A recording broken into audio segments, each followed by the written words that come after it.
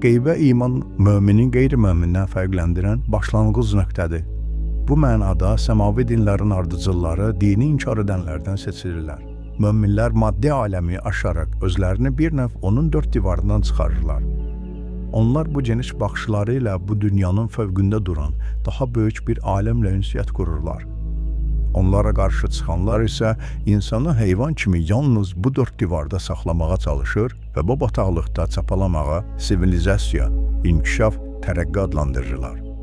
Bu iki dəstənin baxış tərzini bir-biri ilə müqayisə etdikdə görürük ki, möminlər qeybə inanırlar. Onların fikrincə dünya bizim hiss edib gördüklərimizdən daha böyükdür. Bu dünyanı yaradan uca Allah sonsuz elm və qüdrətə malikdir, əbədi və əzəlidir. Dünyanı olduqca dəqiq hesablamalar üzərində yaratmışdı. İnsanlar aləmində ruh onları heyvanlardan tamamilə fərqləndirir. Ölüm heç də yox olmaq mənasında deyil. O, insanın təkamül prosesində keçəcəyi bir yol olub, insanı daha geniş bir dünyaya aparır.